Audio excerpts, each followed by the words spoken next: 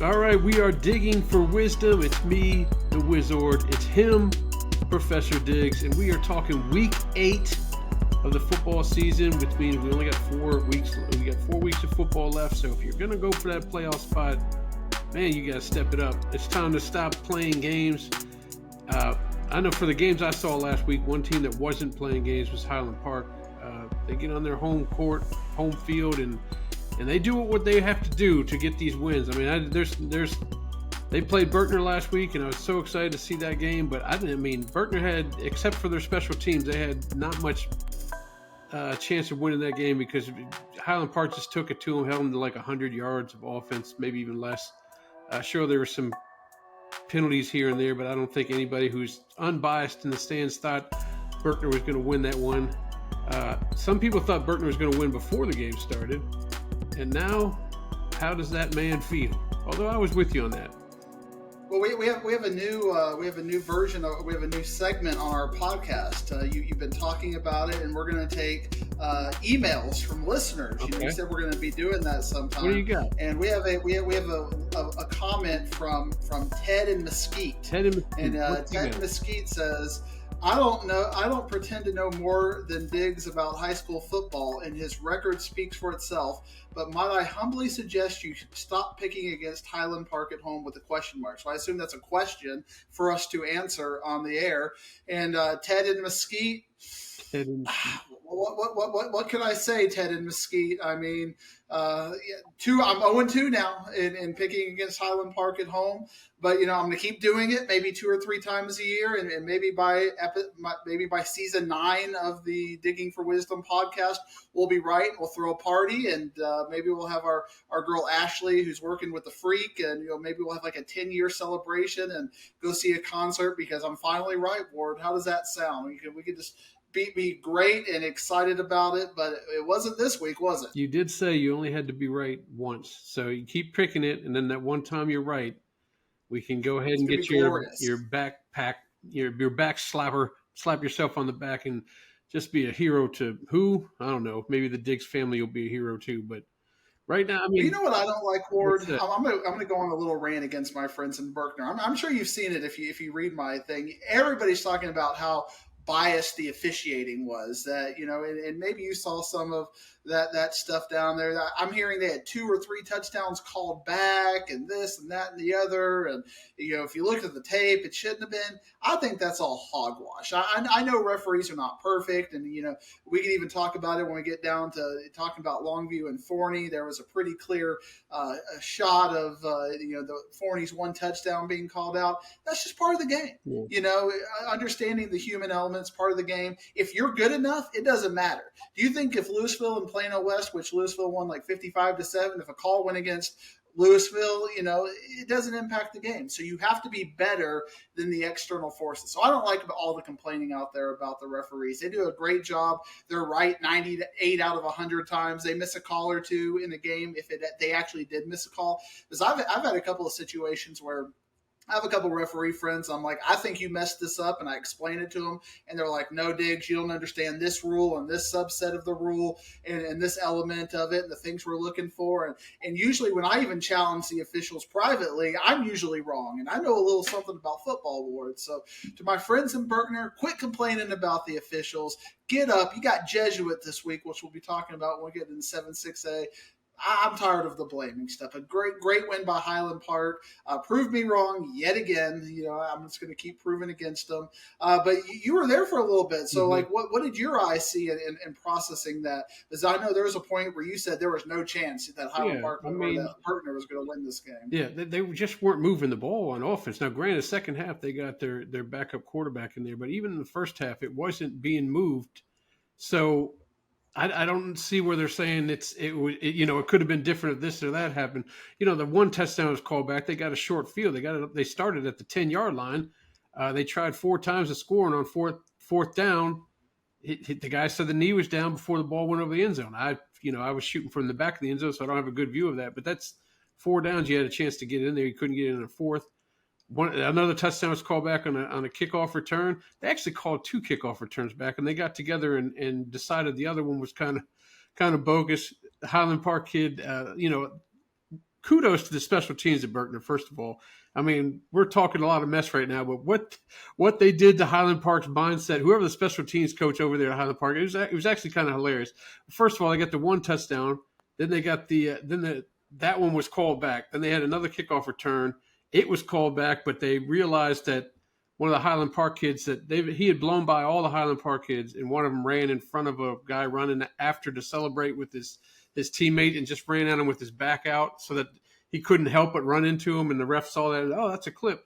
And then they talked about it and said, oh, that's kind of bogus. And they gave him the touchdown. But what was funny in the second half is, man, Highland Park's like, I don't want nothing to do with kicking to any of these guys. So they tried an onside kick. It was a penalty on Highland or on Berkner, so they had to kick it again. They did the onside kick again. It didn't go 9 yards.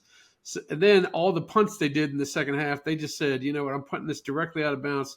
One punt actually took out a trombone player. They turned sideways and just punted right into the band. They're like, forget this. I don't want anything to do with them taking it back. But as far as your question goes, yes, they weren't moving the ball on offense. So this game had nothing to do with the refs in my mind. It had everything to do with the way Highland Park controlled the ball in the line of scrimmage. And it's weird because when you kind of start calibrating and how things went, the Highland Park Louisville game, you know, I was more impressed with the Highland Park defense than I was with the offense. And then Lake Highlands came around and they just did whatever they wanted to. But then you look at that Jesuit game, defense again, and now they basically pitched a shutout against Berkner, who put up 55 against Lake Highlands. So that district is a mess. And, you know, kudos to Highland Park's defense, even for whatever deficiencies the special teams had, the defense came to play and a great, and that's why they're going to be such a tough out, because defensively in November that travels very well, and so that's going to be something that Highland Park has in its back pocket. And Ward, one thing, you know, we always try new things with our Inside High School podcasting, and I know you did some new music last week, and we got some compliments about the music. People are sending me DMs, and unironically, well, I'm going to give a shout out to linebacker Caleb Jones from LD Bell. That has nothing to do with the shout out, of course. There's two things in two different worlds. It's like the Venn diagram. It might intersect a little bit, but you know, it's not a complete overlap. So Caleb Jones, wanted to give you a shout out, and to all the people who like Ward's producing, because he is a producer. I mean, that is what he does. You do some producing, and you're getting rave reviews on the producing, Ward. So whatever you're doing in the background, keep it up, but keep that TikTok off my lawn, Ward. You're not a big TikTok guy, no, and that's odd, because our story this week has everything to do about TikTok on Inside High School Sports. The TikTok guy over there at Forney, Coach Wardlow, 240,000 followers and 5 million likes just for explaining. Wardlow, like the wrestler? No, Wardlow like the I forgot what he said he coaches. I think he coaches the defense linebackers or something like that. But he does a day in the life of a Texas high school football coach, and he's basically just holding the camera out and walking around and showing everybody what he does, and everybody loves it. They're all over it. And the funny thing is, in my mind, it's like the 49 other states. All the coaches are like, oh, Texas high school, he's giving up the goods. I got to write all this down. Okay, he gets up at 5:15, takes his power drink. Okay, he has to go to volleyball games at night to make sure he's like writing everything down. That's my view of it. That somebody in Alaska is like, I'm going to be a Texas Power, but I bring it up here to Alaska because I got all the insight from a man, Coach Wardlow. I wonder if we saw a tear on this podcast after this Friday night, the Forney podcast. Yeah. It was a tough loss from Forney. It's one of those things that I felt this way about Panther Creek last week after I saw them. On one hand, I'm more impressed by Forney. In fact, they moved up my rankings this week after losing. But on the other hand, you see some problems there. You know, they're not quite where you wanted them to be after this very important game. The defense obviously stood out, but the offense, which is what we were worried about in the campfire. If you go back to the campfire, we were talking about, we weren't worried about the defense. We were worried about the offense and the quarterback, and basically getting shut out against a Longview defense other than the one touchdown, which shouldn't have been a touchdown. A little bit worrisome there, Ward, but I know, Ward, your brain is probably mad right now because we've been on this podcast for 10 minutes and you got a run sheet and we haven't followed any of your run sheets. Your OCD brain is probably just like, shut up, Diggs. I got a run sheet right here.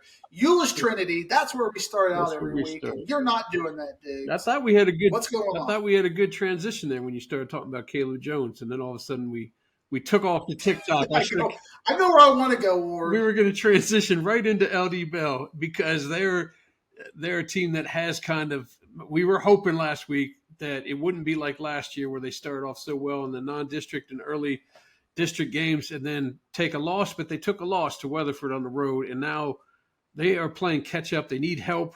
They need a big win or two to get back into the playoff because Crowley and North Crowley aren't going anywhere. Neither's Trinity, for that matter. They're playing pretty good football. But they got Saginaw Boswell coming up. What do you think about this game? I mean, you have it marked down as last chance for Bell. The Bell's last ride. It is basically Bell's last ride because at the point, if they lose that game, even if they knocked off Crowley and Trinity, perhaps, that just puts them in highly complex tiebreaker situations that they are going to have a hard time, winning. We saw that last year. They struggled with Boswell and Bell, but they got Crowley to kind of get back into things. And then Trinity, they had to win by so many points. And at that point, it gets a little hairy. So for me, LD Bell, they got to win this game because we already know Trinity's got that win over Bell.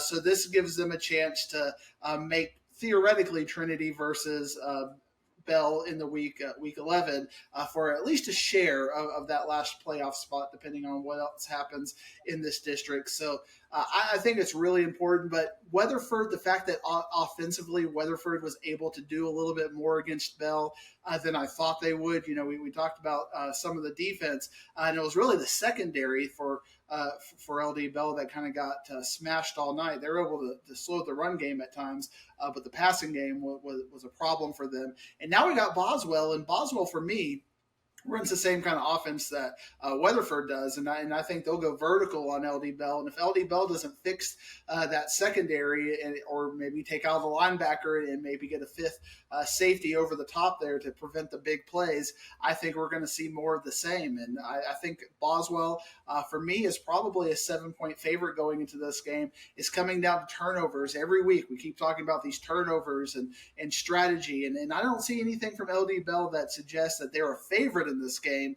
I would love to, again, I like chaos, and so LD Bell getting into the playoffs creates a level of chaos with North Crowley and Crowley potentially both going Division II. But this is the game. If they can't get by Boswell, we're not going to have chaos.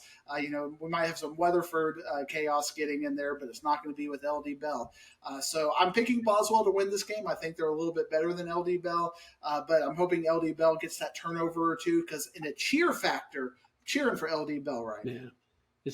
Am I allowed to say that, Ward? I'm being biased. I'm cheering for LD Bell. I'm picking them to lose, but I'm cheering for them to win. You say this every week with Plano East, so it's okay for you to do it. Worked last week, Ward. It did work last week. We'll talk about it here, and we'll talk about it there. It worked. It did work. The death match. So the Diggs death match goes to round one. Goes to Diggs. My team was busted up. I sound like a Texas fan, right? My team was busted up. It's just play it when everybody's healthy and everything will be all right. That's what I'm seeing all over the place on Twitter with Texas, but it's wild. Anyway, I'm going to take you back to Campfire Land now that we're 7 games through. Give me 1 through 4 in that 3-6A district because I mean, 1 and 2 is Crowley, North Crowley in some fashion. But who do you think the last 2 playoff spots would go to if you had? I think it's Trinity and Boswell right now, 3-4. Trinity's already beat Boswell, so if Boswell takes care of business, I think Boswell already beat Weatherford. I don't have that in my brain as memorized, but I think that was their one loss. And I'll verify it when I give it back to you. I'll go back and check that. But I think you got Boswell number 4, and there's going to be no calibration with that. It's North Crowley will end up going Division I.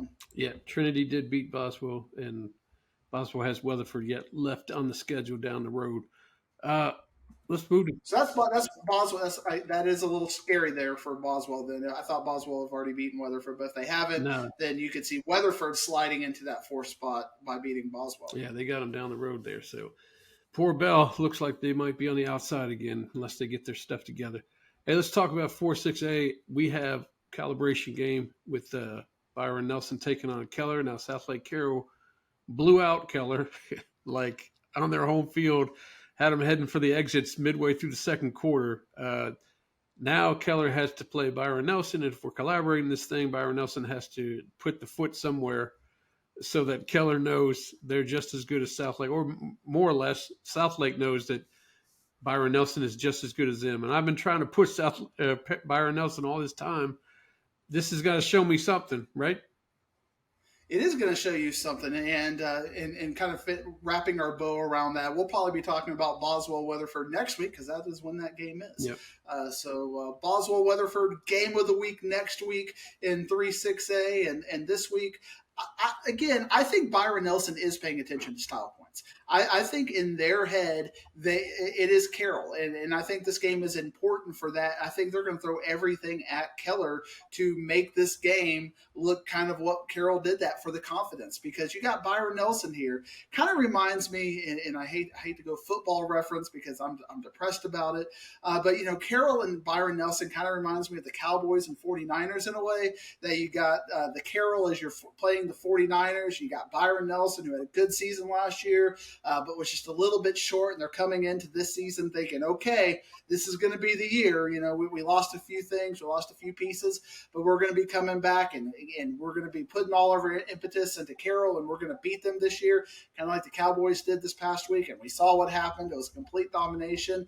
And the way Carroll beat Keller kind of indicates to me that that's where this is trending right now with Carroll and Byron Nelson, that Carroll is just going to destroy Byron Nelson kind of similarly to the way they destroyed Keller. But Byron Nelson at least has a little bit of a chance. This is their Arizona Cardinals. Can they step up and show us that they are a little bit better than the Cowboys were against the 49ers? I don't think we're going to see that. I think Keller is going to play Byron Nelson a little bit more reasonably. I think Byron Nelson's going to win this game, but by 21-28, 3-4 scores, a very convincing win, but nowhere near what Southlake Carroll did against Byron Nelson. And you keep asking, why am I not giving Byron Nelson the respect? I have him right below Carroll in the rankings. It's just that next tier, they're not there yet. And I'm seeing it more and more in their defense, and, Haltom, scoring a little bit more than they should, and Timber Creek scoring a little bit more than they should. Whereas Carroll's coming out here and putting Keller down. They're just completely dominating him for 48 minutes. You're not seeing that with Byron Nelson right now. Well, let's flip it this way then. With the way Carroll's playing, and granted, we talk about Carroll almost every year about going deep in the playoffs, but what is their ceiling, do you think, in the playoffs? Is it all the way to the state championship? Can they get past the DeSoto and get there, or where do you put their ceiling at? I think of that Carroll team, a few years ago, maybe 2020, when they beat Duncanville, and it was kind of out of nowhere, 2019, 2020 in that era. And, this Carroll could certainly match up very well with DeSoto in the fifth round if they could get there. D2 is a little bit stronger, and that's why we keep talking about with North Crowley, whether they go D1 or D2. I think North Crowley gives Southlake Carroll a matchup problem very quick in the playoffs, and I think a fifth round Carroll, once that the hair is blonde for a while, and they're starting to kind of feed into the Carroll mystique, that's a much dangerous game in the fifth round than if they had to catch North Crowley in the first round or in the fourth round. So I think Carroll's ceiling right now is, I think they're good enough to win state, and then I don't think they're a clear and convincing underdog to DeSoto. Would DeSoto be a statistical advantage over them right now? Yes, I think they would. I think it'd be a 3-point game. But we keep seeing with DeSoto all the penalties, all the mistakes that DeSoto seems to make. Carroll isn't making those mistakes. So, if Carroll finds that one thing in a special teams play or to get to that next level, I think Carroll can beat DeSoto. So what is their ceiling? I think a trophy is their ceiling. Awesome. All right, what about Eaton and Timber Creek? Eaton feels like they're a playoff team. They feel like they're in there, but they got one last hurdle here. If they get past Timber Creek, they should be in the thing. What do you think is going to happen? It's going to be at Keller ISD Stadium. Yeah, this game is basically the last meaningful game that we have to decide who's going to make the playoffs. Now, there is a little bit of a possibility for Haltom. If Haltom goes on a little bit of a run and unexpectedly goes on a little bit of a run, because I don't think they're going to go on that run, it's still mathematically possible. But really, when I look at what Eaton did against Keller Central last week, a 55-3 win, that catches my eye as a team that is playing good football. You talked about it in the campfire, and one of the things that was kind of your focus this year is, can Noah Lugo play turnover-free football and knock some of those turnovers off? And so far, the answer has been more yes than no. So I think Eaton has a chance to beat Timber Creek. But the thing I look at Timber Creek, I don't like the rotating quarterbacks, but Timber Creek has a lot of depth. You look at them, they're sometimes getting 3 quarterbacks out there. They're getting multiple running backs, and so they're able to handle the injuries a little bit more. This is a pure 50-50 game, and part of me is like, you go with the best player on the field, which has been with Eaton, but I think, Timber Creek is a little bit better of a team, especially, and I also think of the Coppell game. And the Coppell game is a game where, you look back now and look at how Coppell has progressed, and all of a sudden that's looking a little bit better. They were competitive. They were more competitive with Carroll than Keller was. For me, I think it's an upset. I'm taking Timber Creek to beat Eaton, even if Lugo has a great game. I think Timber Creek has enough to win that game. Well, that's going to be a doozy then, with the help from Dozy as Ukamba. I see what you do there. That was terrible. Let's go to 5-6A before 4-6A boos me right off this podcast. 5-6A, the big dogs are gunning for that number 1 spot. It's time for them to go at it with each other, and we're going to start with McKinney and Allen, because the playoff teams are pretty much set, barring a complete collapse. McKinney and Allen is on the come up after 2 losses, and they're starting to put things together, and McKinney is healthy. So, boy, this is actually an interesting game. I'd love to hear your opinion on that. I think you're going to go McKinney, but I hate putting words in your mouth. Well, I would like to do, because what I like to do is I like to make fun of your Houston side of things here. Last week, 2 weeks ago, you were giving me all kinds of mess about King and Allen and how that game would calibrate, and you were speaking up about this North Shore team. I don't know if they're on the North Shore or South Shore, but Ward, I hear that North Shore team almost lost last week. This great, amazing team that is 90 points better than Allen, according to you, almost lost last week. What happened there, Ward? They played the number 3 team in the Houston area, Summer Creek. It was a very challenging game. I love the fact that Lloyd Avant led Summer Creek to an almost upset. That's what happened there. I guess if we were down there in Houston, boy, you would have dropped North Shore. I don't even know how far you dropped. You'd certainly drop behind Atascocita, maybe even Katy, just because they only won by 10. Correct. I don't like Atascocita either. Atascocita is they like to play Allen too, so that we got a little bit. It all comes back to Allen at the end of the day. McKinney's getting healthy, and McKinney's defense. One thing I've seen against Allen is Allen is really wilted under good defenses, and there's very few good defenses in the area, and DeSoto has one of them, and we saw what happened in that game. I think McKinney's got one of the other ones. I can't see Allen scoring enough, and now that McKinney's getting a little bit healthy on the offensive side of the ball, we saw Frazier back in the box score. I hear Brian Jackson is back in there. I really like McKinney, and I like McKinney a little bit big. I'm going to take McKinney by 2 to 3 scores in this game. Okay. Excellent. I mean, that's what you have to say, because you were all over them in the offseason. I don't have to say anything. Well, I fired Mansfield Summit. They're gone. I'm picking them to lose by 8. You had them win the state title just about, or at least get in the state title game. I didn't lose at the South Oak Cliff, but I had them making the regional finals. But you know what? If they finish 4th, they can lose the South Oak Cliff, and I can be right. Yeah, a little earlier than you expected.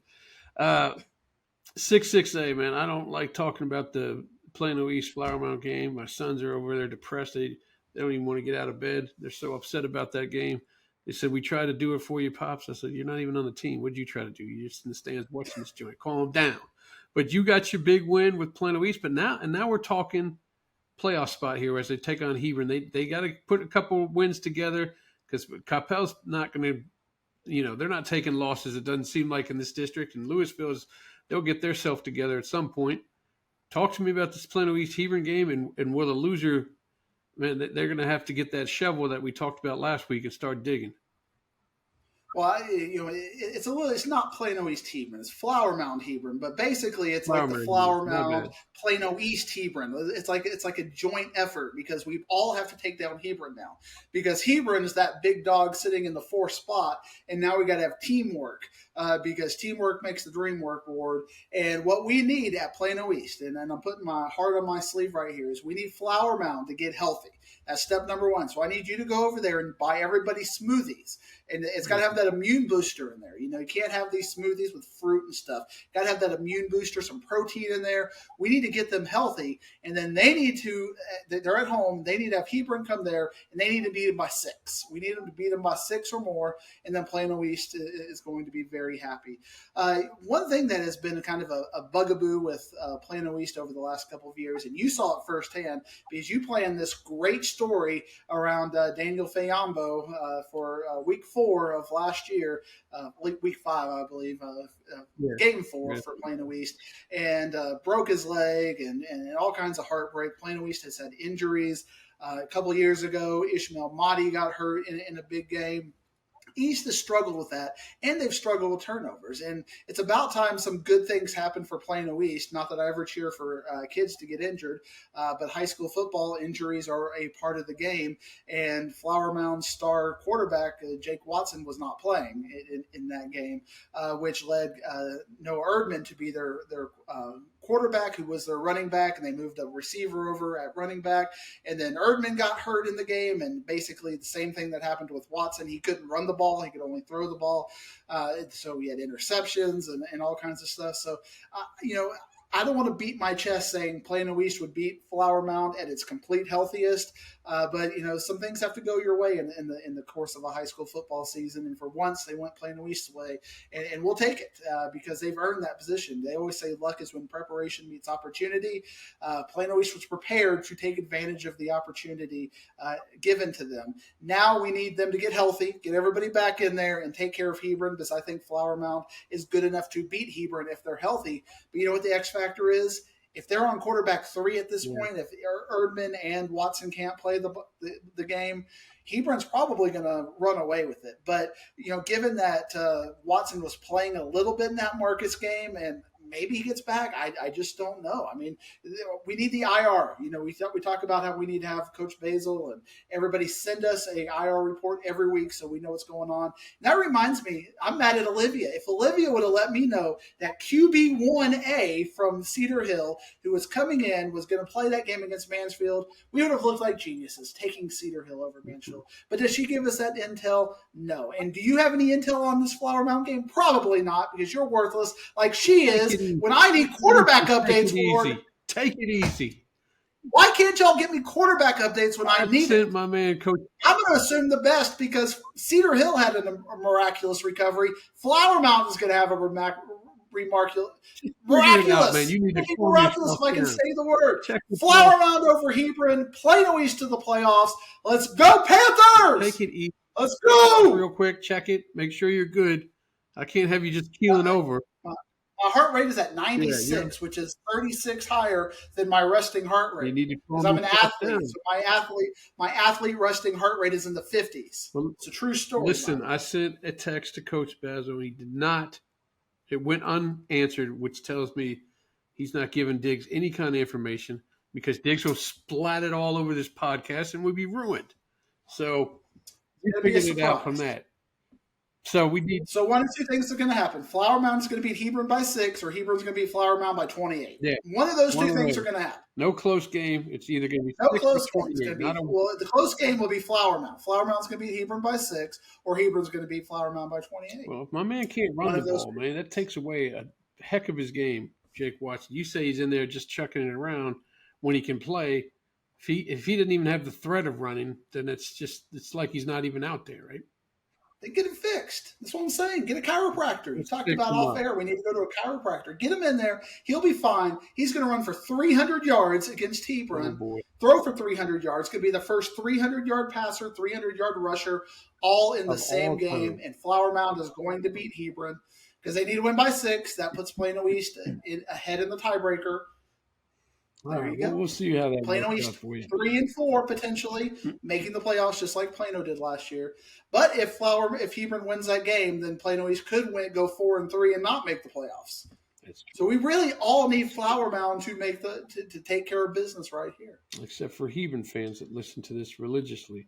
They don't need And speaking of Louisville ISD fans who listen to this podcast religiously, I feel like the Louisville coaching staff all got around and listened to my game plan on what they need to do better this next week against Plano West. I said, you got to throw the ball 12 times for like 180 yards and run the ball for 300, 400 yards, 40, 45 times. And if you look at the stats from last week against Plano West, that is exactly what they did. I should go be a coach at Louisville, except I'm a Plano East guy. But Louisville looks like maybe they're getting that identity back and figuring it out. Maybe this idea of, let's be a pass-first offense. Maybe I didn't go too over well at the Booster Club meeting. I don't know. I'm not a fighting farmer. I'm not even a farmer for that, man. I am fighting right now because we had a death match last week, and my heart rate is now 99 in the 6-6A talk. So now by the time we get to 11-6A, I bet it's back at 65. But right now, 6-6A, it's through the roof. Let's get through the roof. Let's get this thing going. Let's get this thing going towards 11-6A so we can get to freaking normal Diggsy back. He's completely out of his mind. Plano East in the playoffs after Flower Mound beats Hebron by 6. And if not, we'll talk about Marcus in week 11. All right. Well, 7. By the way, I think Coppell will beat Plano East convincingly. I'm sorry, Plano East fans. Coppell is just that good. I mean, they stopped Marcus, held them down to 6 points. But at the end of the day, this game means nothing to Plano East because I ran through the numbers. And let's say Plano East beat Coppell. Doesn't help them. It doesn't help them because then they're just tied with Hebron, and Hebron wins the tiebreaker. So this game means nothing. I hope that Plano East just goes in there and stays healthy. That's the game. Stay healthy. Get ready for Plano West next week. You beat Plano West, then you're playing in Week 11 in meaningful football. And maybe Ward will have a camera crew at Week 11, meaningful Friday night football because your problem's going to be finding games on Friday night, not Thursday night. So Plano East, Marcus, Friday football, Week 11 for a playoff spot. Ward might be there. I might be there. Boy, that's a bonus for Plano East fans, to see me there. They got to love that chance. Oh, brother. Hey, let's move to 7-6A. Another team that needs to get their, can't move to 7-6A. All right. What do you got now? No, because I'm also going to note this is going to be a spoiler because I don't know. We're taping this Monday. This is happening on Tuesday. Big volleyball game. Plano East versus Flower Mound volleyball. Another Tuesday night. I'm going to go. I'm going to go to the game. Plano East versus Flower Mound. I'm going to the game to see if we can take out the Jaguars again. The boys did. Can the girls do it? You'll know the answer by the time of this podcast you're seeing it. Right now, I'm taking Plano East to overcome the Flower Mound Jaguars one more time in girls volleyball. Another death match. And then we'll be tied 1-1, and we switch it over to baseball, where I definitely put my money behind. I'm putting my money behind Flower Mound to kill that rubber match. Put us up 2-1 the old Plano East Panthers. Can we go to 7-6A, or are we going to still talk about Plano East for the next 4? Well, we don't have water polo like you fancy people in Flower Mound or Louisville ISD do. So what can we do? Very diverse, man. We try all the sports. All right, you hone them in on just like 10 of them. We got all of them. You should see our pickleball team in the curling squad. We're great over here in curling. All right, talk about 7-6A because Berkner's got to shake that thing off because they want to still end up being a co-district champ. They got to get past Jesuit. Talk to me about that game. To be a co, you got to win this game. I think they will bounce back. That's one thing I feel good about with Coach Bryant and that coaching staff. They're going to find the elements. Now, again, quarterback health. I did not text Coach Bryant and find out if McGee is healthy or what's going on there. But the fact that he kind of went in and out in the second half kind of lets me think that he's probably going to be okay with a week health week back in there. So I think we're going to see Berkner bounce back. I think their offense is going to bounce back because we know Jesuits' defense isn't the greatest, and that's ultimately when you talk about matchups. Highland Park's defense is a little bit better than Jesuits' defense. We saw that in that 15-13 game. I think Berkner, if their defense is not as good as Highland Park's was that game, probably can score 35. But I think Jesuits going to be able to score their points. Give me 35-28, Berkner over Jesuit. Well, Richardson will certainly be rooting for Berkner, and if they can pull off an upset over Lake Highlands, all of a sudden that game at the end of the season may mean something when they play Jesuit. But talk about that game, Richardson and Lake Highlands. I don't have a ton of insight about this, but I'm fascinated because we always talk about one of the things we love talking about in our podcast is teams on the come up. Teams that are kind of not expected to be playoff teams, but they go from 8, 9 to 5, 6, and then maybe move up. Kind of like we saw Berkner over the last couple of years slowly inch their way up, and I think Richardson is one of those teams that are going to slowly inch their way up. So for this game against Lake Highlands, lets me know how close are they. I don't think they're going to beat Lake Highlands, but can they play competitive? I'm looking for style points here. If they can keep this game 21 and less, I think because they kept Pierce pretty close, if they can keep Lake Highlands pretty close as well, I think that's letting me know that Richardson might be a team next year. Keep an eye on them. If this game gets 40 or 50, a little bit worried about it. So I'm looking for style points with Richardson and Lake Highlands. Are they getting better? We saw it against Pierce, but that was a rivalry game. Now you take the rivalry game out of it. Can they get better against a really good Lake Highlands team? We'll find out. Taking Lake Highlands either way, but what kind of style points are we going to get out of Richardson? We will. We'll see if they're all grows up yet. Are they all grown up? We'll find out in this game. Hey, moving on to 8-6A, South Grand Prairie is taking on Arlington. Arlington took that loss to Bowie last week by a touchdown. Now they find themselves, they're waiting for the Lamar game and a couple other games to see if they can get in there. If they can upset South Grand Prairie, maybe that'll be something. But South Grand Prairie, they're on the win 5 part of their schedule. They already finished the loss 5, so that one should be interesting. But Arlington really needs to pull something out here. Arlington, I hate when I get a pick right, but I get it wrong, kind of like the Anna Salina pick a couple of weeks ago, where I was like, okay, I think Salina is going to take care of Anna, but then Anna was much better than Salina and probably should have won that game. Same thing with Arlington and Bowie last week. Arlington was up 14 in the fourth quarter, probably should have won that game, but Bowie did enough to win in the fourth quarter, played great football late. So now if Arlington can clean up what they messed up in the fourth quarter against Bowie, I think they have a really good chance to upset South Grand Prairie. I've got this game on upset watch, but I think South Grand Prairie is just a little bit better than them. But this is one of those games that for 36 minutes, I saw them good enough to beat South Grand Prairie if they played that way for 48 minutes. Can they do it? They haven't shown me this year they can. But I've seen enough glimpses where I feel like we have to highlight this game as a potential upset watch. So I'm going to highlight it as an upset watch. I'm still going to take South Grand Prairie, but it would not surprise me to see Arlington sneak out a win. By the way, Ward, I know you care. My heart rate's down to 80. Mm-hmm. So by the time we're right there, back to the resting heart rate for the 11-6A talk. But then we're going to probably talk about Olivia again. And go right up again. Because how could she not know that Anthony Edwards was coming back? How do you not know that, Olivia? You are supposed to be the eyes and ears of Cedar Hill football, and you don't even know that the quarterback that was coming in to spring football as your number 1 is back. How do you not know that? She don't live on campus, brother, and you do know she went to Weatherford. She just picked up on Cedar Hill because of the sweet Joey Mack wins. Who wants to be a kangaroo? All right, now I'd rather be. You calm down. Well, 9-6A will calm you down because we already know who's in the playoffs there, and they're all playing each other this week. Saxey takes on Garland, and Wiley takes on Wiley East. Now, the thing about the Wiley East game, our emailer Ted from Mesquite's going to have to get out of work early to get to that game because they're starting it at 6:00. I know you're completely against that, but that gets him to be able to shoot a little bit of that game and head all the way out to Forney to see what Weibo Nation's all about when they take on Forney. But tell me about this big rivalry game, Wiley East. See, I didn't know. Is this like an ESPN game or something like that Geyer Allen game was, or is just the rivalry so heated we can't let the sun go down on this? Maybe they have some sort of parade going all the way there from each of the schools, and they meet at 6, go into the stadium, watch a sweet game. I don't know, but But to me, Wiley, this is a fascinating game because Wiley has been trending down a little bit since they beat Hebron.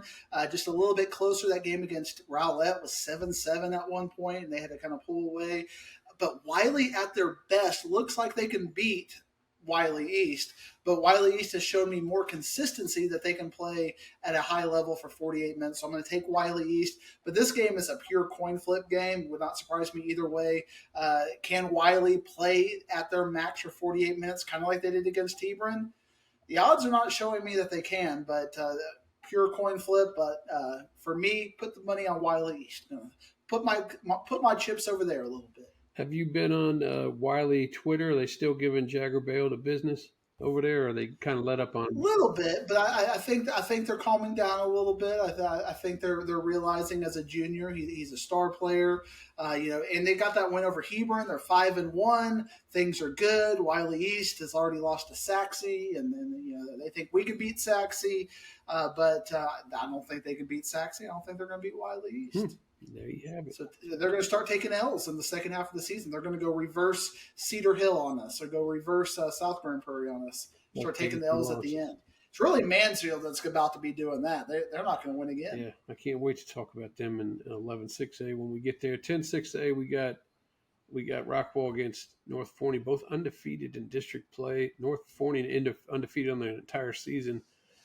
This would be for the top spot, and I personally think Rockwall will win this one because North Forney maybe not as played as tough of a non-district schedule as they got.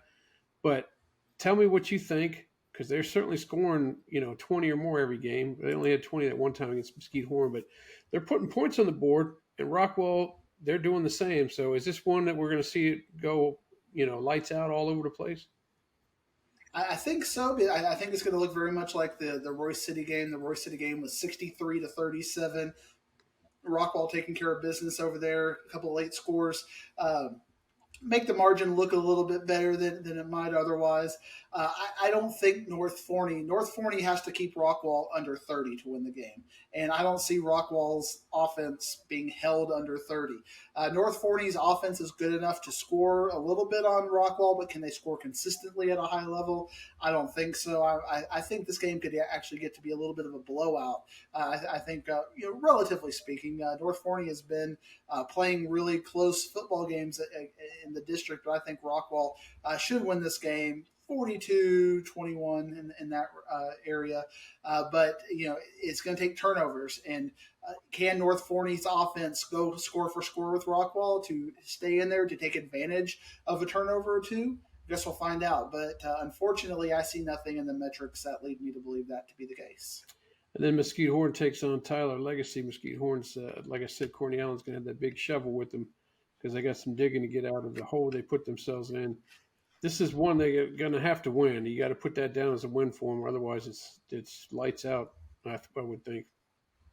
And really, this is like a protective game because they've already beat Mesquite, and if they can beat Tyler Legacy, then they're pretty much in the playoffs. You got Royce City still who can get in there, but you got to knock off Tyler Legacy and get a little bit of a gap between them in the bottom half of the district. And given the way Rockwall Heath beat Tyler Legacy last week in kind of a convincing way, and the way we're seeing Mesquite Horn playing at a high level, I think they are the team to I think they're more the Horn from earlier in the year. We kind of talked about them as it relates to Mansfield, and Mansfield, something being wrong with them and it didn't get fixed. It got fixed at Mesquite Horn.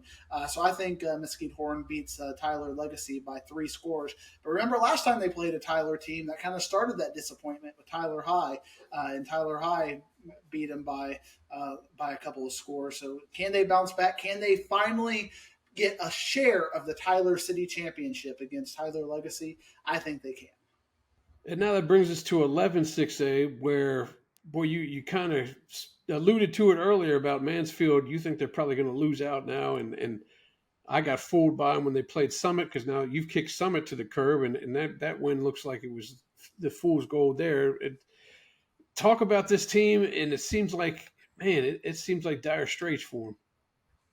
Yeah, 2 weeks ago we were looking at that Lake Ridge game, and they only won that game by a couple of points. It was a back and forth game. I think they were down in that game a couple of times, and to me that was like they were 5-0, and I was like, they're done. If you can't beat Lake Ridge, you're basically done. And then we had our Olivia problem, and the Olivia problem is, do we know what's going to happen at Cedar Hill? And Cedar Hill answered that Olivia problem with, yes, this is what we're going to do. We are going to have our quarterback that you haven't seen all year, who's our QB1, come out there and go Willis Reed and take them to the promised land. And they did take them to the promised land.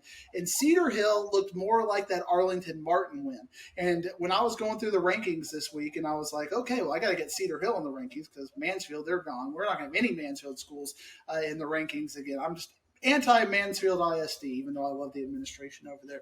I was like, oh yeah, Cedar Hill does have a win over Martin, so I got to put them over Martin here in the rankings. Cedar Hill has done enough. I mean, you look at their crazy non-district schedule. On some hands, this is a little bit of a surprise because we didn't know what their quarterback situation was going to be. But on the other hand, they're playing at the level. If you remember in the campfire, we put Cedar Hill 5th, and that got some eyeballs on us. Like, why are you thinking Cedar Hill's a top 25 team? And I was like, well, they're bringing back so much on the defensive side of the ball. I really thought they had a chance to make that next step. And now whatever has happened in Mansfield, and I can't figure it out because the quarterback is at least the same person. You're seeing the running back in there, but the injuries or whatever has happened that has made Mansfield from week 1 and the way they're calibrating now to Mansfield week 7, it is a completely different game. And now all of a sudden, I remember, Ward, you were talking about how excited you were about this Thursday night game at the beginning of the year when we were talking about Mansfield and Duncanville being Thursday night, nationally televised game. And now we got like Saw 13 that's going to be happening in this game. I mean, remember, Duncanville beat Mansfield Lake Ridge 76-0. And now we know Lake Ridge and Mansfield are about the same. And, I don't. Are you even sending a camera crew out to that game? That's Thursday, right? That's not this week. It's next week, isn't it? I think it's this week. Okay, because they play Thursday next week as well. We'll be at the one next week, but that's only Mansfield versus Duncanville. Yeah, no, we ain't going to be at that tip. I'm going to go to DISD instead. I don't need to hear no saw action. Doom, doom, doom, doom, doom, doom, doom, doom, doom, doom. I actually like that. That's what it's going to look like. It is going to be the house of horrors over there as Duncanville is going to put Mansfield out of their misery. And I think we're going to get the reverse SGP effect, 5-5, and they're going to finish right under Skyline. Skyline has gotten better. They showed us against Lake Ridge. Skyline is your Richardson team of 11-6A, the come-up-in team. And whatever happens this year, I have a feeling you'll be like, well, at least we know the program's on the up and up. They are. That is a great metaphor because I don't think they're going to beat Cedar Hill this week, but how competitive can they be against Cedar Hill?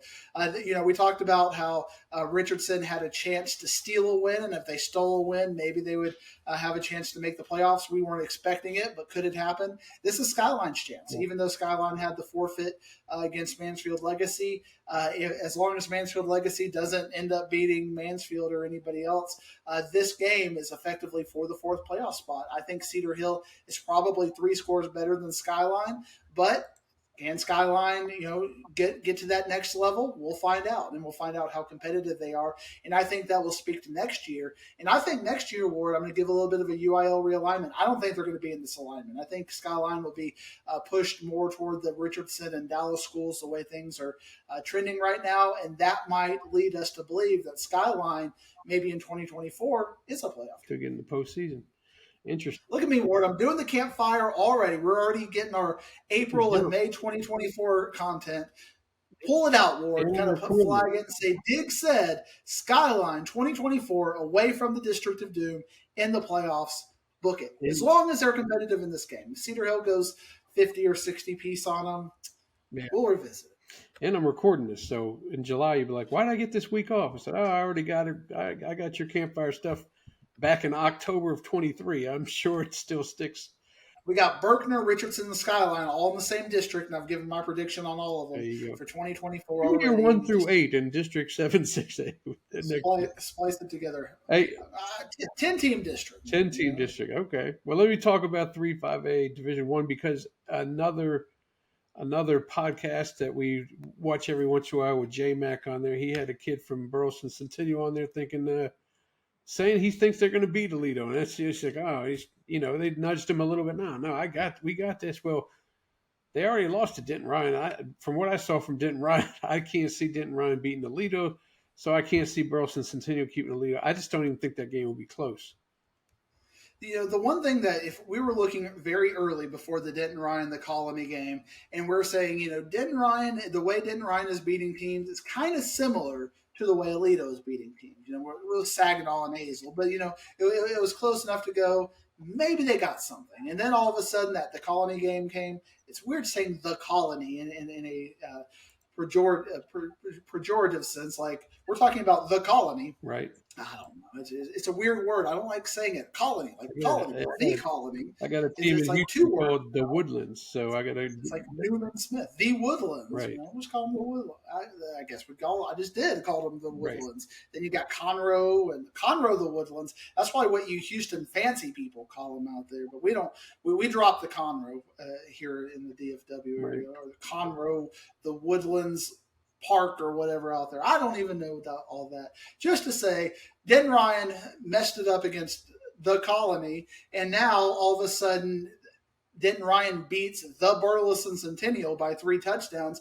Now we're going to get a little bit of a chance to look as Aledo, how do they fare? We kind of gave that calibration with Byron Nelson and South Lake Carroll and some score comparisons. Can Aledo beat Burleson Centennial by more than 3 touchdowns? I think they beat them by 6 touchdowns. I think they're going to go 50-7 or something on them because Burleson Centennial, and I was worried about Burleson Centennial for a while. It just, when they were playing Frisco, that game against Frisco kind of put me that this team is not where they were last year. And I think Aledo is going to give them that 49ers wake-up call that, yeah, you're not close to where we are right now.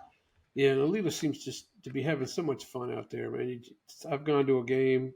Our girl Olivia went to a game against South Hills. I'm sure they had fun in that one. But I saw Aledo against the Colony, and they just, they've even fell down 7-6. And it's just, we're just going to have some fun, and we'll go ahead and end up winning this thing by 4 or 5 touchdowns. I can't see. And they do. And they do every time. Well, we might as well just hop over 4 or 5A. I mean, there's no games of interest in that one as far as, we'll actually have a guy at a game 4 or 5A, but it's for Sports Stars of tomorrow because Joe is going out there to take a look at Micah Hudson, finish that story off as they take on Granbury. But you look at that district and there's really nothing going on this week. Are we going to have our girl Ashley out there giving us some Granbury insight for the podcast? We need to make Joe a nice home cooked meal. That would be nice. He could stop off there, get something. Would be nice. That's not going to happen though. She don't cook. All right, 5A Division I. Another test for Newman Smith as they take. It's like your culinary comedy series. You like to make fun of people and cooking. Yes, I find that to be a thing you do, Ward. That's my thing. So let's talk about this, Ward. Let's talk about you a little bit. Like if I have one meal that you have to be judged by your whole world, your one go-to meal that you can make, what are you making? Go for my chicken and rice, tortellini on the side, some green beans with a little touch of sugar so the boys will eat it. Not too much, but just enough so they don't throw it in the trash. And then we may put some croissant rolls in there for you, and then you'll be nice and fed. Like the Pillsbury, are you going a little more high tech? Say it again.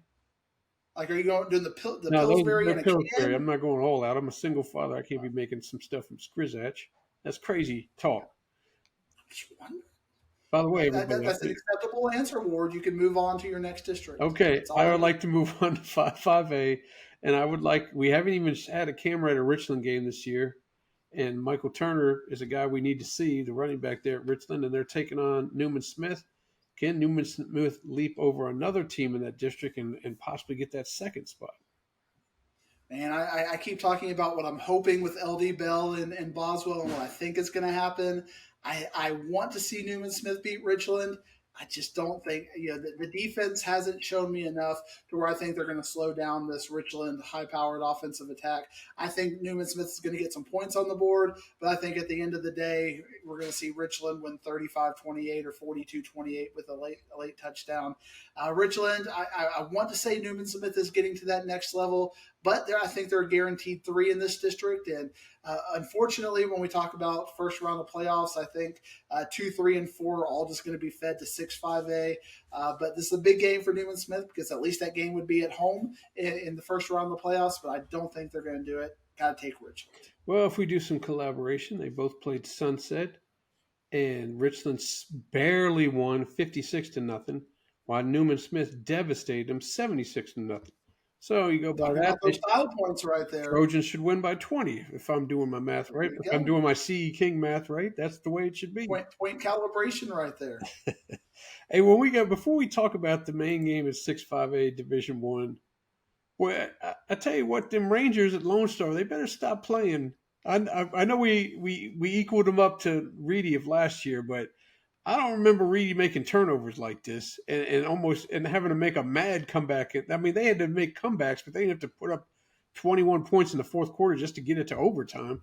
What's happening? It was never against bad teams either. It was against the good teams that they were having the crazy games. Not that Centennial, I mean, we talked about Centennial being right there in part of that big group in the campfire, but I think as things have calibrated themselves in this district, Centennial is definitely not a playoff team. They're probably at best the 6th best team in this district, and Lone Star made them look like a playoff caliber team, and Lone Star keeps doing that. 4 turnovers in that game. They got to clean that up, and it's becoming a trend. And when you become a trend, it's who you are. And I don't see Lone Star able to make a long playoff run. I think they will get whatever the 4th place team is in 5-5A.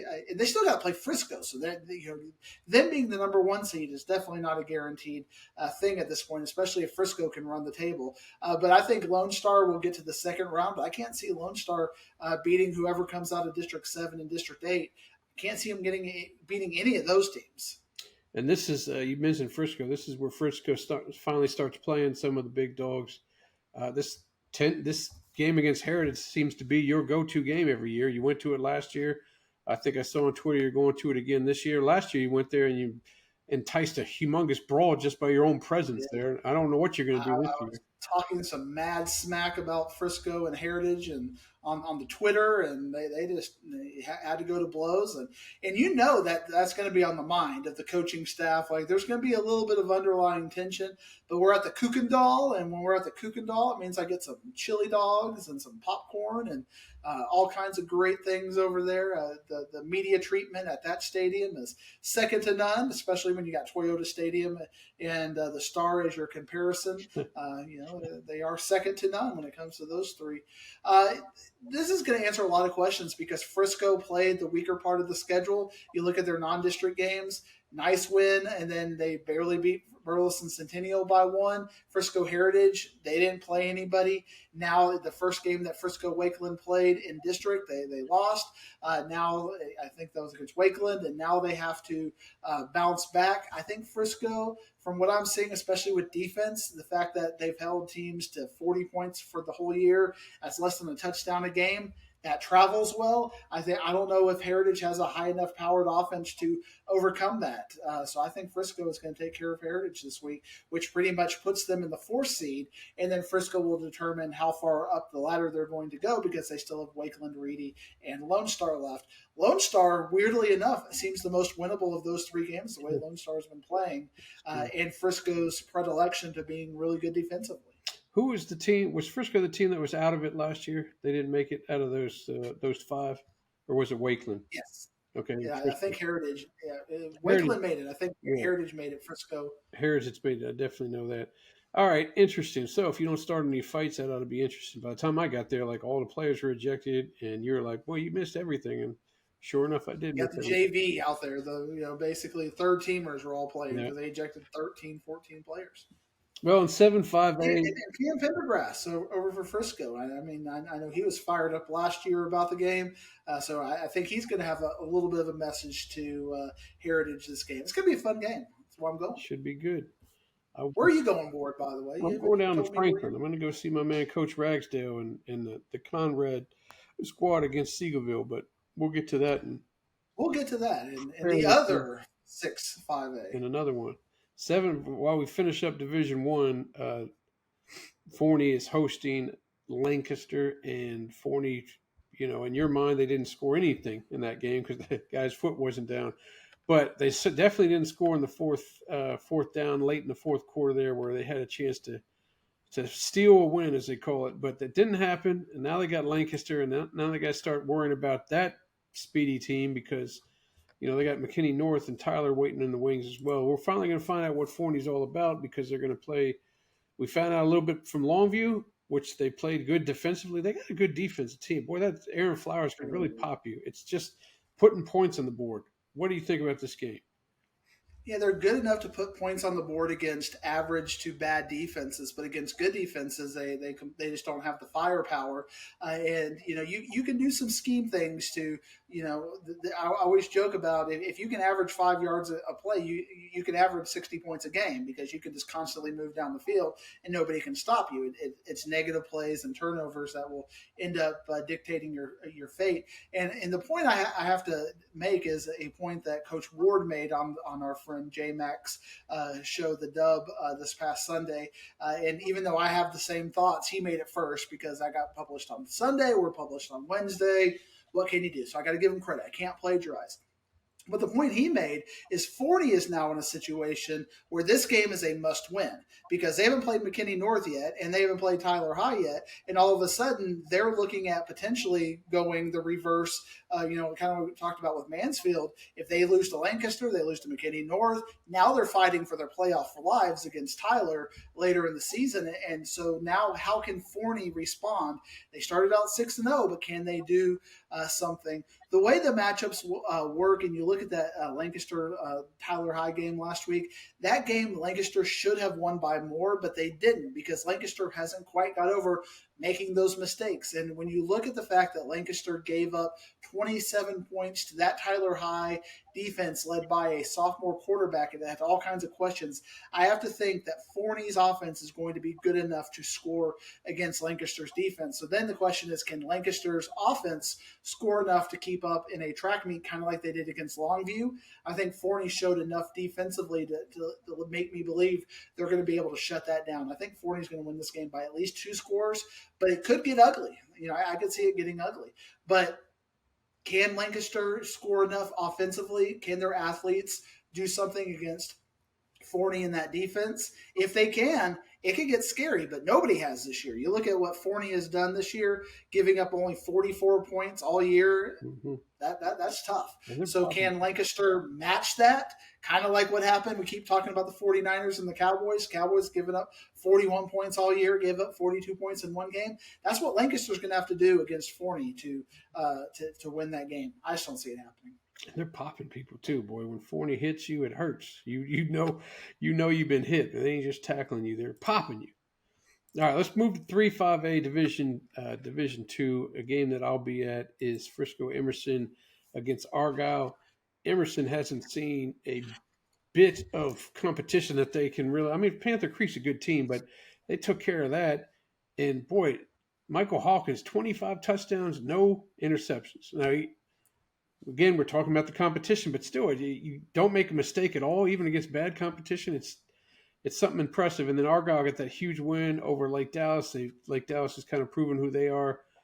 This is Emerson's chance to get that crown and get that one spot? I'm going to say something that's unresearched, so you have to slap me, Ward, if you know the answer to this.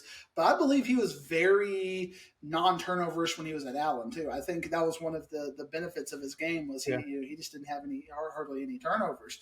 And I think we even made that parallel when we were talking about Lugo and some of the other ones that were making a lot of turnovers in the year. So, he's somebody who plays smart and plays efficient, and Argyle would have to capitalize on the antithesis of that. I think Argyle would have to capitalize on somebody who would go out there and make 3 or 4 interceptions or 3 or 4 turnovers. That's not to say I don't think Emerson is capable of playing a perfect game. I think they'll have 1 turnover or so. It may be a fumble, but even with that, I think they're going to be a 2-score favorite over Argyle. I just don't think Argyle has enough offensively to be consistent. I think it's going to be a little bit of a shootout, but I think Emerson just has a lot more offensive weapons to perpetuate the shootout. I think we're going to kind of see like the Panther Creek game that it started out, but they couldn't keep up with the scoring. I think Argyle will start out keeping up with the scoring, but Emerson will go to the next level and take care of business. I see this being between 2 and 3 scores. Give it to Emerson. 49-28, 49-35, depending on how Argyle scores in the second half. Yeah, because that young Argyle team is now getting experience, and that's, I mean, Denton Ryan. We talked about them, how young they are. When they play Alito, yes, Alito will probably win big, but it probably wouldn't be as big as they would want if they played week 1, 2, or 3.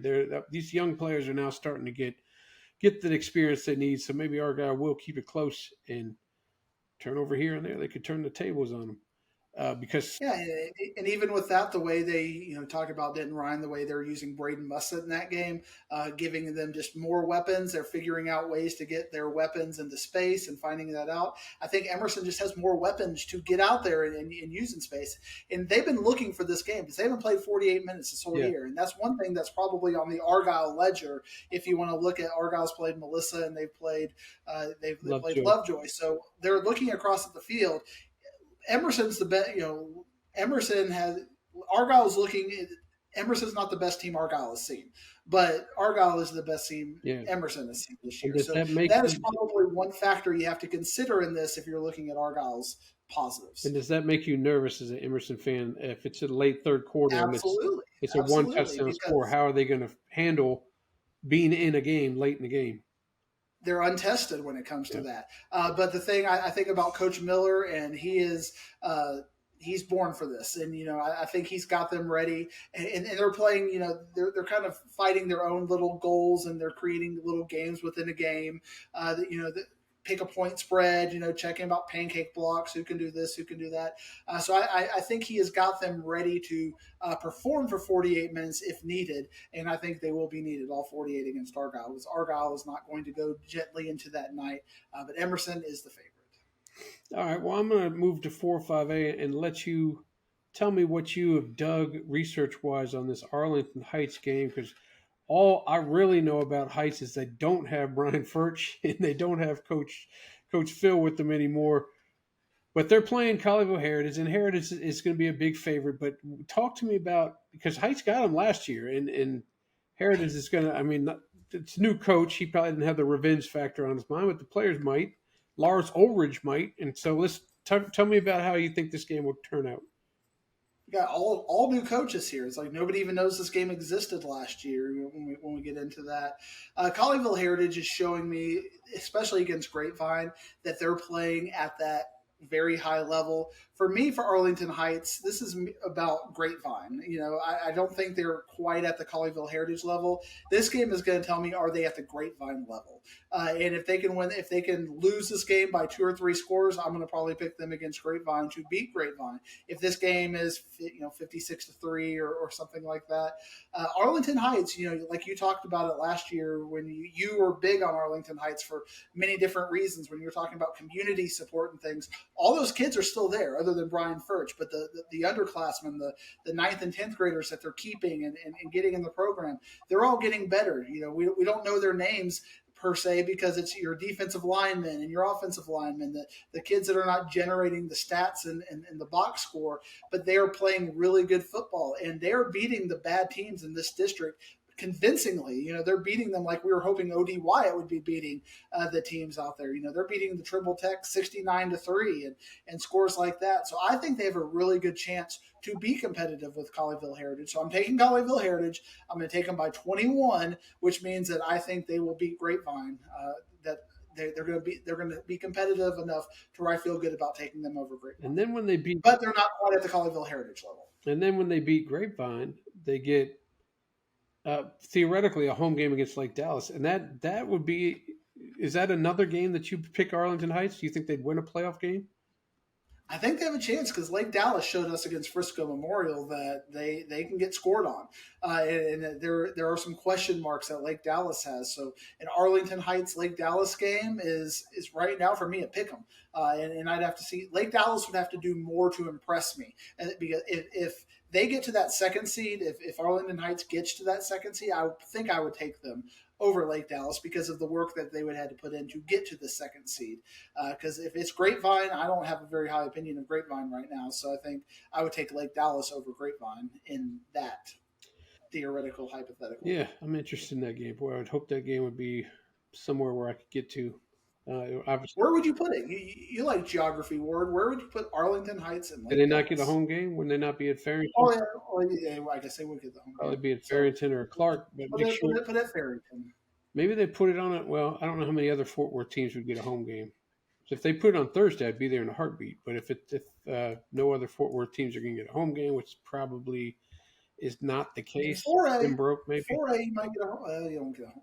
They'll play neutral sites. Yeah, neutral sites there. All right, well, let's move on. We'll talk about playoffs in 4 weeks or whatever playoff schedule. My brain is not ready to go through hypotheticals. I'm talking about neutral sites for home games and all kinds of crazy stuff because my brain just isn't there yet. But I do know Plano East +6, Flower Mound +6 over Hebron.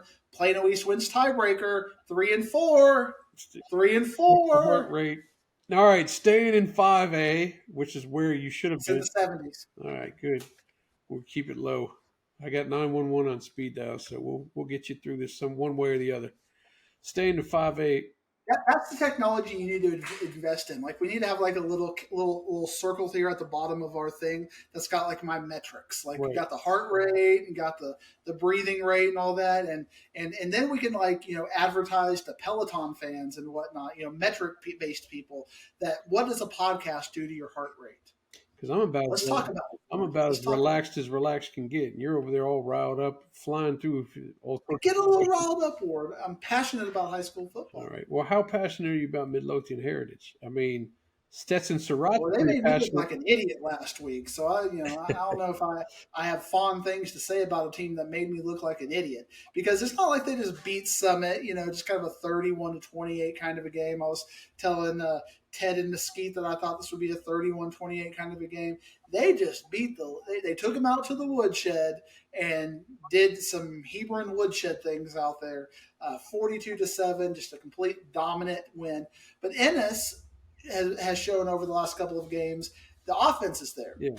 So now, how good is Midlothian Heritage's defense? Because I think there are questions about Ennis's offense or Ennis's defense.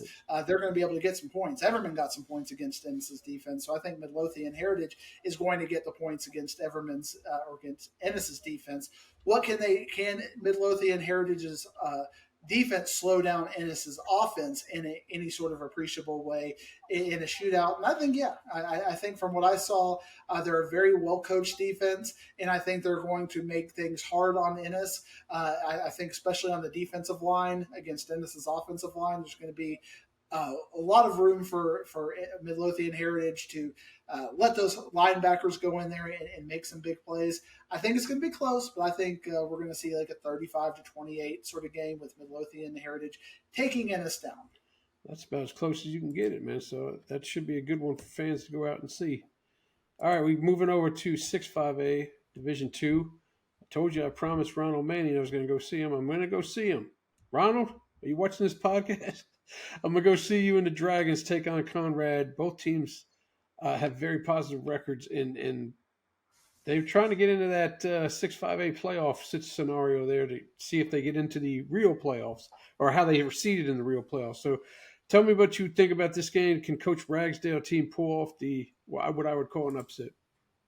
It would be an upset, and it's like what version of Seagoville is going to come out? And I think that's the question we have to ask ourselves, because that Seagoville that played Hillcrest, that was a game that they had to come out in the fourth quarter and win that game and win that game late. And that version of Seagoville, I think Conrad could beat that version of Seagoville.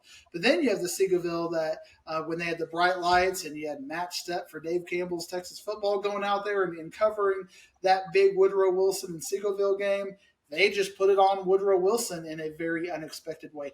This version of Seagoville that beat Woodrow Wilson is what I've been waiting for all year. I've been saying this Seagoville team is ready to be the next big thing. But then they come out and show us multiple games where they can't get out of their own way. They lose to Pinkston, barely beat Hillcrest, and then they unexpectedly beat Woodrow Wilson by 3 or 4 scores.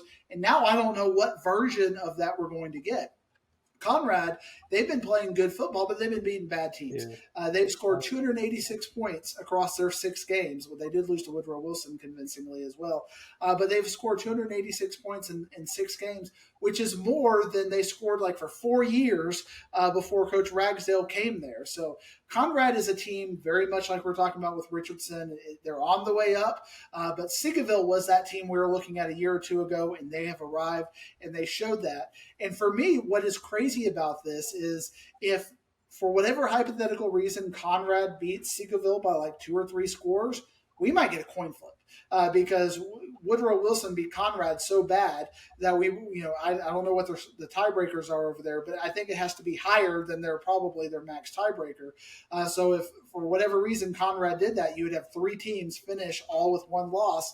They would have to flip a coin. Yeah. And so, I mean, I don't know what their tiebreakers are as it relates to that, but zone madness in potential. That being said, Seagoville should win by 2 or 3 scores. Seagoville should win. Yeah, I mean, you're right about Conrad. They had to put a schedule together that they can compete against. The teams they won against are 5-26 overall, so they are definitely beating the pants off the teams they should. Now it's time to show us something against a team that's either at the same level or a little bit better. Be interesting to see how that game comes out.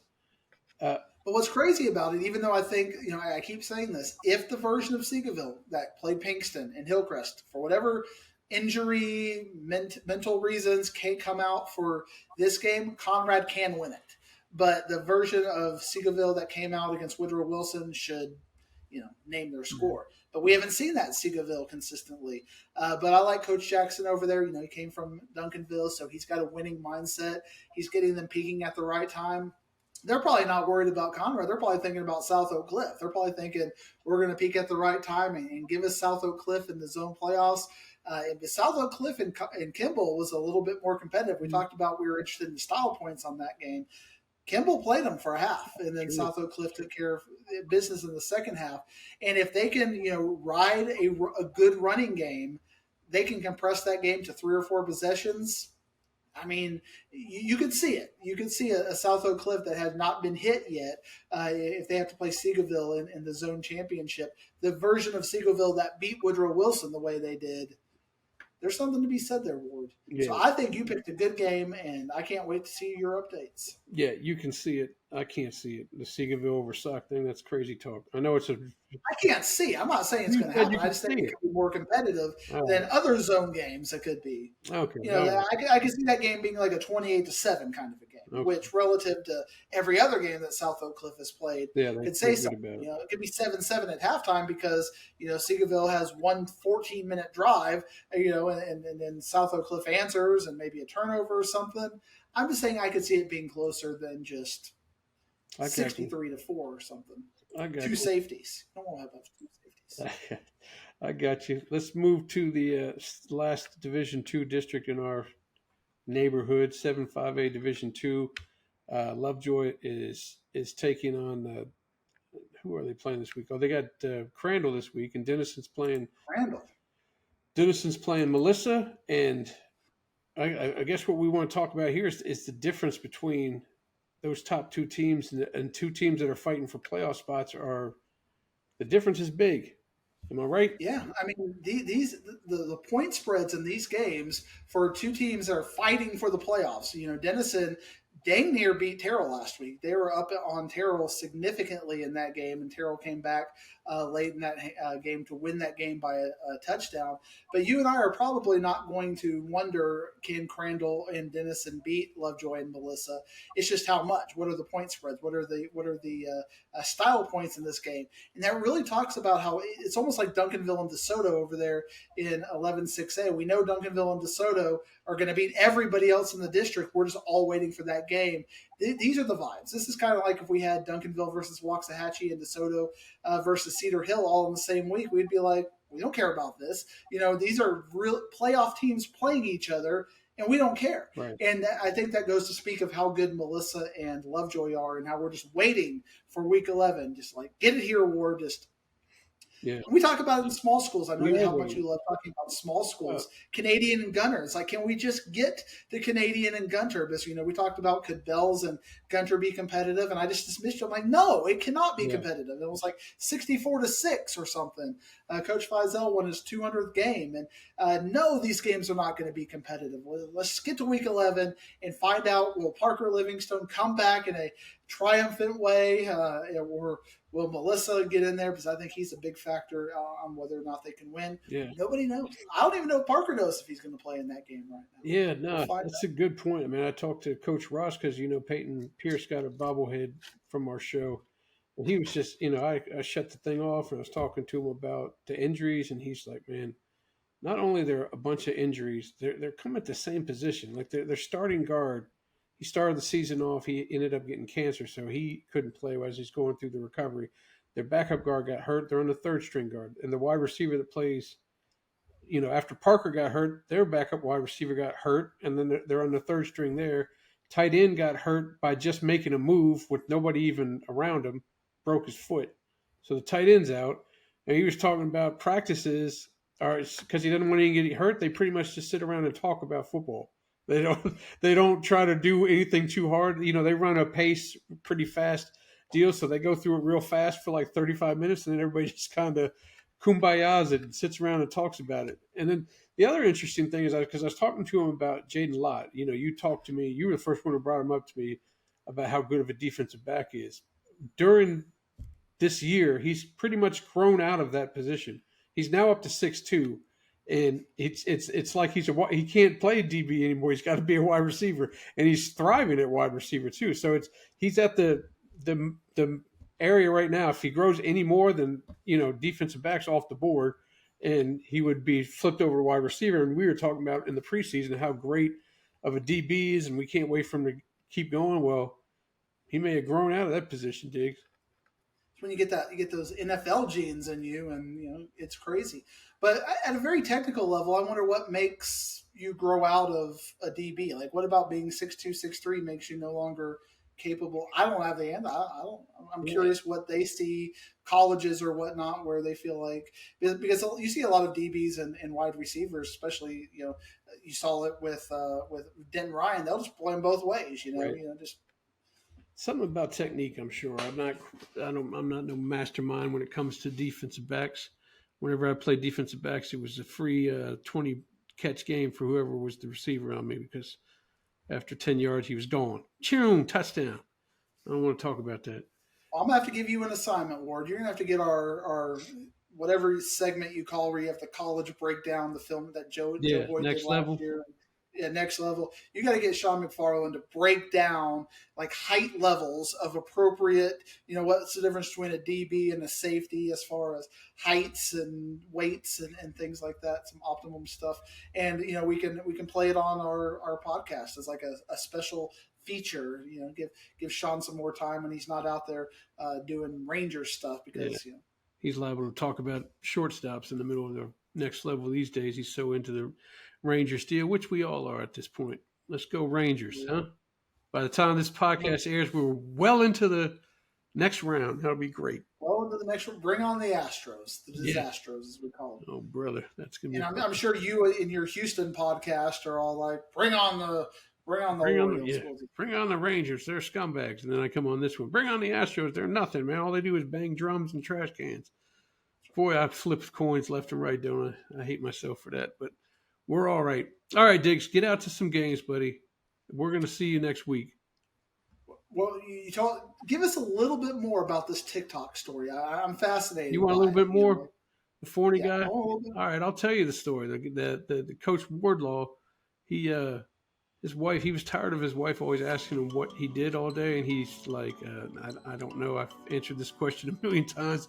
It's all football stuff, and you're not interested. So one day he went out there with his phone and just said, here, so I don't have to say the same thing. I'll just shoot what I do all day. And he took it to his wife, and she said, boy, this is interesting. We can flip this into some social media stuff. And sure enough, he did. And all of a sudden, people started following him, and he started he started monetizing it too. I mean, he didn't want to get too deep into the monetizing part of it, but all the kids and assistant coaches now, they're on all those TikToks because, like I said, 500,000 or 240,000 likes, 5 million likes and 240,000 followers. That's catches the eye of sponsors, and they're throwing them money left and right. So now all the kids that wind up in there is like, hey, where's my cut? Where's my royalties? And he always hits them with the same answer. We didn't do so good when you were on it, so you didn't get anything. Sorry about that, brother. But it's turned into a whole investigative journalism here, Ward. You need to go inside the inside scoop, and we need to get some NIL talk and some breakdowns and give me some Forney shirts out of this. At the very least, we can get some shirts out of this for us. Hey, he ended up getting the shirt from me out of it, so it worked the reverse thing, and he's already getting money because he said he's the influencer. He influenced. I can't even get an extra shirt right now, and he's getting. It's being ordered. It's being ordered, buddy. I've told you this a million times. Sooner or later, it's going to show up. You're going to be so excited. Now you're talking about the Sooners and college football. I'm just going to be mad again, Ward. My heart rate's getting up. Oh, can't stand this. End this show before I say something stupid. All right. And damn you, Olivia. How can you not share Anthony Edwards' talk with us? Leave her be. Go Flower Mound, beat Hebron by 6. All right. See you later, buddy. You've lost your mind, and I'm out of here. We love Flower Mound. Let's go Jaguars.